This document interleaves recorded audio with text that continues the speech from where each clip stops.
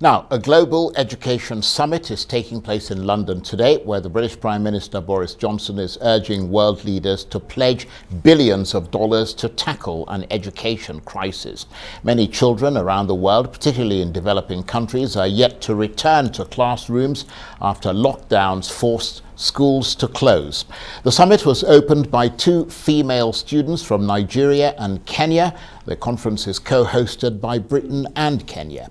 Britain's Foreign Secretary Dominic Raab called for a $5 billion fund to be set up to buy books, train teachers and build classrooms. The pandemic has caused the greatest disruption to education in a generation. In wealthier countries with broadband and computers available, some virtual learning has continued, but for many rural students in many parts of Africa, including Nigeria, school closures have been far more harmful, especially for girls who are less likely to ever return to the classroom.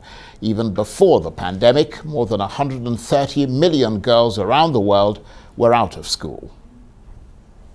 If we had to do something really drastic to make sure that we improve girls' education, maybe we all end up today with a strong commitment and also giving a quota that we expect every country to try to achieve by the time we meet maybe next year or the next 2 years.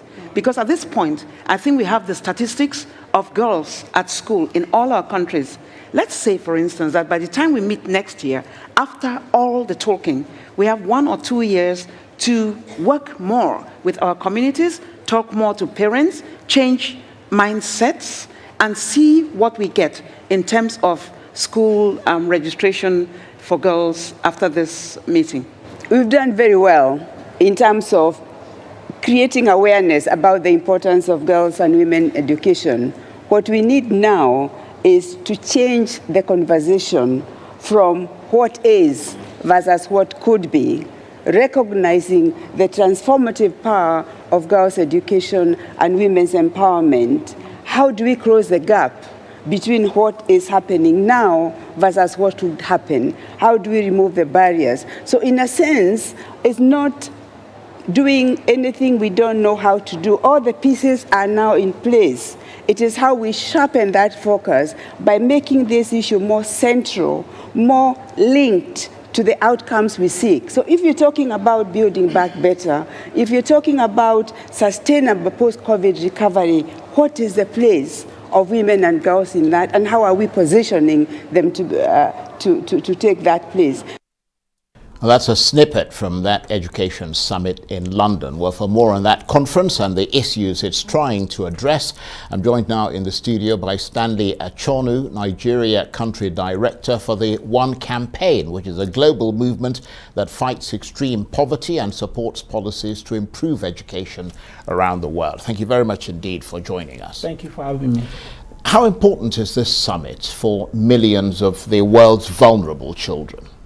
Extremely important. As you mentioned, the pandemic kept children out of school, a very large number, especially here in Africa.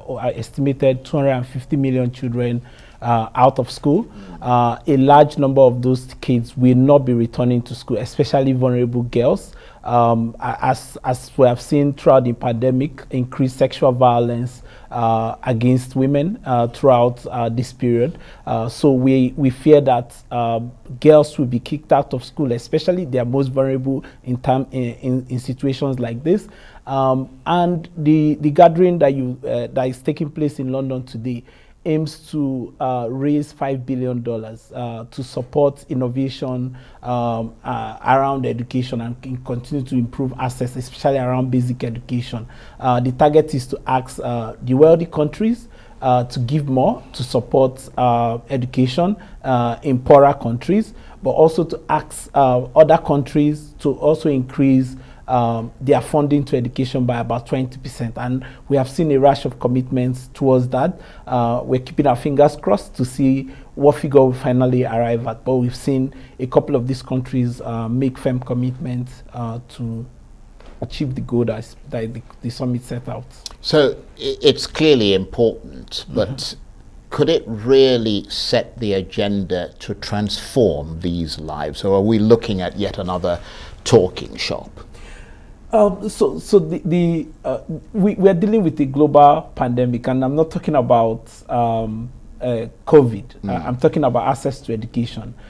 We have a situation where at the age of 10, kids must transition from learning to read to reading to understand. Is an important milestone, and we fear that about 1.6 billion children will miss this target if no concerted effort is made. And it's extremely important that this particular summit goes beyond talking shop, as you fear. It is extremely important that the commitments that are made are kept. It shouldn't be opportunity to gather to talk for Photoshop, to gather world leaders together for backslapping and jokes and all of that. It is extremely important that this goes beyond talking to action, not just to even raise funds. It's also to commit the funding and making them available when it is needed in order to get these kids, give them life-changing opportunity, because that's what basic education does to kids. It gives them life-changing opportunity. It sets the pace for what their future becomes. So it's extremely important that this summit succeed, but not just succeed in raising the fund, but also making sure that we apply the funds that are raised at this summit to the intended purpose. So tell us a bit about the work that the One campaign that you represent is doing in this regard, because you primarily fight poverty, but obviously education is a weapon with which to tackle extreme poverty. Exactly. And also fighting corruption is a way to ensure that the money is applied correctly. Yes. So the work we are doing, two-pronged, for our operations outside of Africa, we're focused on encouraging the wealthy countries to do more. We're asking the UK government, the US, Germany, to help to raise the 5 billion target in terms of funding that goes towards education. But here in Africa, and as you know, the summit is co-hosted by the Kenyan president. Our team here in Africa, we have worked very closely with the office of the president of Kenya. There has been petition that was signed by 80 civil society organizations, which we coordinated, including 9 parliamentarians from around Africa, including celebrities like Tenny. Nigeria's Tenny was part of those who signed the letter asking the Kenyan president to pressure his peers on the continent to commit to funding education by 20%, at the minimum of 20% of their budgetary allocation. So there's a lot of work that we're doing. As you've seen at the opening of the summit, there are champions from One who are also education champions, who are also asking world leaders to do more around education. But while we focused on education, and as you mentioned, it is a way of lifting people out of poverty. And it's widely said that when you educate a child or educate a woman, you lift an entire family out of poverty. So our target for education is strategic, because it's not just a handout, it's a life-changing experience. And we have seen families where one child gets educated, it has a ripple effect.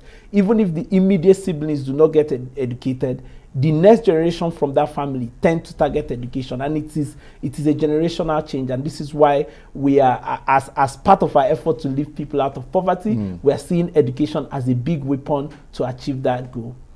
And part of your remit, as you said, is to educate and lobby governments to shape policies that improve lives. So does the follow-up after this kind of summit depend on groups like yours to keep snapping at the heels of the policymakers to ensure that they do what they promise to do?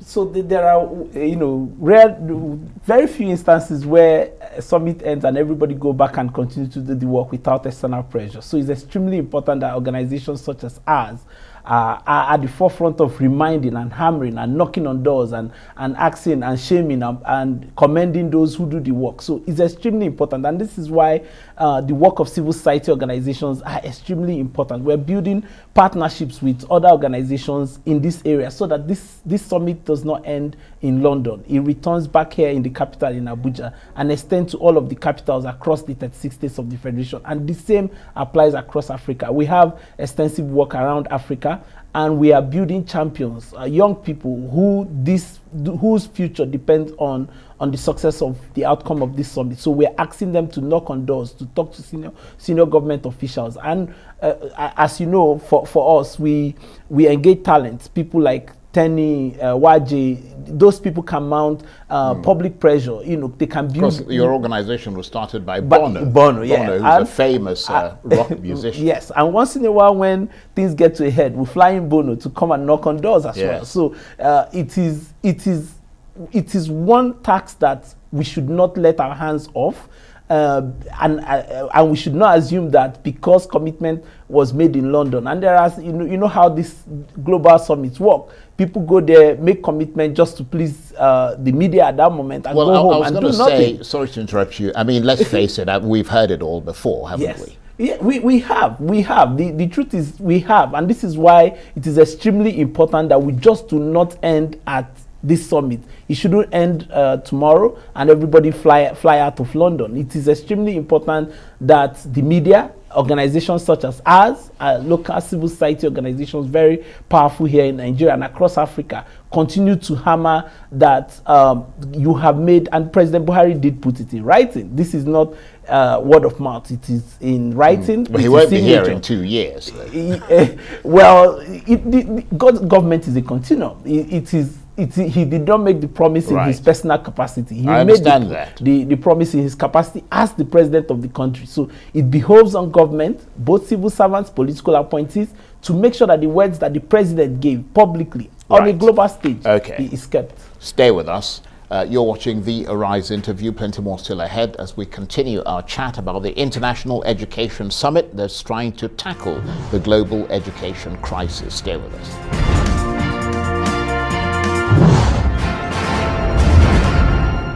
Welcome back to the Arise interview. I'm Charles Anyukolu. Now, the British Prime Minister Boris Johnson is urging world leaders to pledge $5 billion to tackle a global education crisis. He and a host of others are telling a summit in London that the pandemic risks creating a legacy of wasted talent.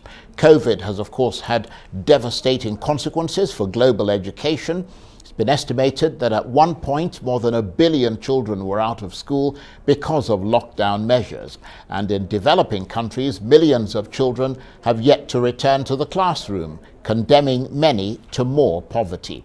Correspondents say today's summit in London, hosted jointly by Britain and Kenya, is a chance for the international community to turn the tide. The aim is to get 175 million children back to school.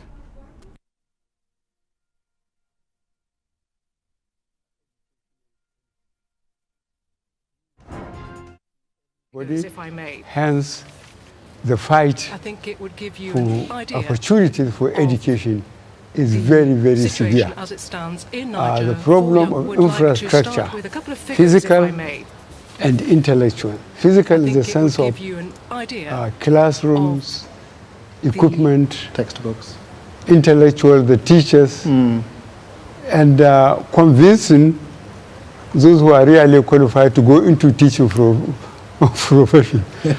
Teaching profession, you would rather go where engineers are wanted, where they will award contracts, rather than fight children day in and day out.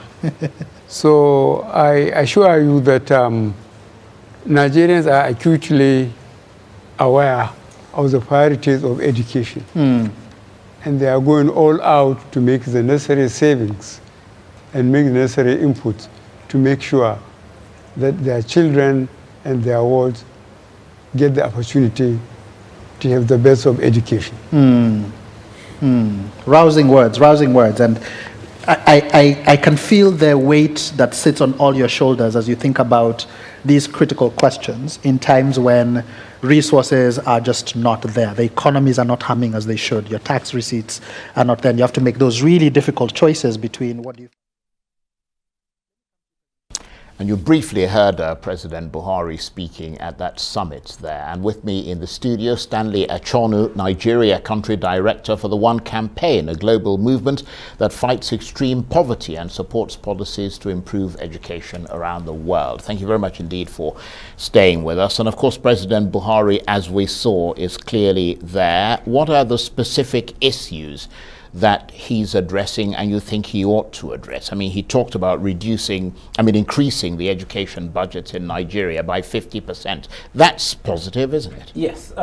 So luckily for us, the president has completely committed to the specific acts of the summit, which is that countries commit to spend at least 20% of their annual budget on education. The president did issue a letter, which is on the summit website, where he clearly stated his targeted aim of increasing the numbers, and the numbers are clear. And I did, once I saw the letter, I punched the numbers in to see what the specific figures are. Right, this year alone, we have 771 billion naira budgeted for education based on the initially approved 2021 budget. Over $2 billion, just $2 billion. Yeah. If I use the exchange rate of 379, and if I continue to punch the numbers by his commitment, we should be channeling $3 billion in 2022 budget, which will be about 1.15 trillion naira if exchange rate remain the same. In 2023, it will be $4.5 billion. In 2024, it will be 6.8 billion. And if you look at his letter, he said by 2025, they want to double, increase the size of the budget by 100%. So we're looking at $13 billion for education. To put it in context, our 2021 budget is $35 billion. So if he... 35 billion naira. Yes, dollars, $35 billion, right. That's 13.6 trillion. So you mean the entire budget? Entire budget. Okay, yes. I thought you I'm said just putting that. education. No, I'm just putting that in context. So Right. so that you understand Yes. the quantum of change we expect to see by 2025. $13 billion to education if exchange rate remain the same and if this promise is kept. So this will be a huge job. But my concern is this. It is not just enough to throw money at this challenge. We have seen what is going on in our country in recent months. Children in schools are now the new target for kidnapping. That has significant impact. If parents are now scared of sending their kids to school, that has to be factored into security. So it's not just enough to say money is not the only challenge we have. Money is not the only challenge we have.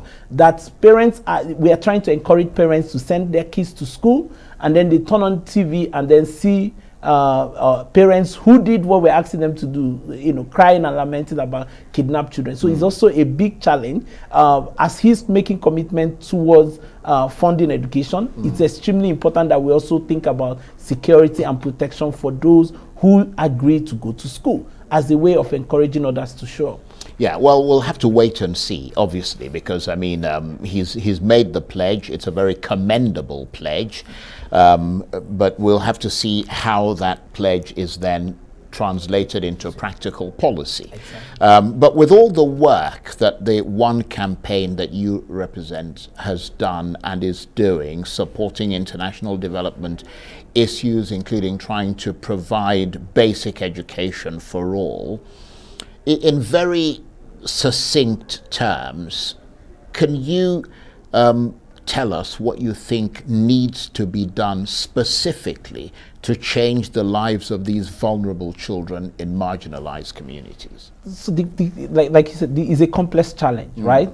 It's a complex challenge, but we need to incentivize kids to go to school. We need to, because there's extreme poverty, and parents will compare sending these kids to school than taking them to farm or having them out there to hawk things on the street. In other words, right? the immediate needs will always take priority. Yes, of course. And it is extremely important that we give these families a reason to let these kids go to school.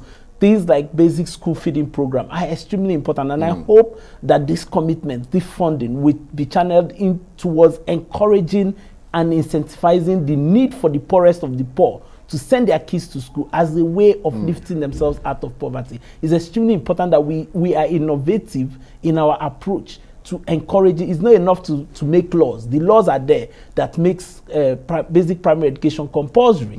Are people obeying the laws? We need to find alternative means, and things like school feeding program, materials for learning, opportunities that allow the families to see the benefit of this investment of their time, because at this stage it's just basic time that they're investing into the children's education. It's extremely important that we re-emphasize that and show examples of success when we have those. It's extremely important that we keep that in mind, that these families are extremely poor. Sure. And we need to take steps. That's a good point. And presumably the situation of these children has got a lot worse because of COVID. Extremely. As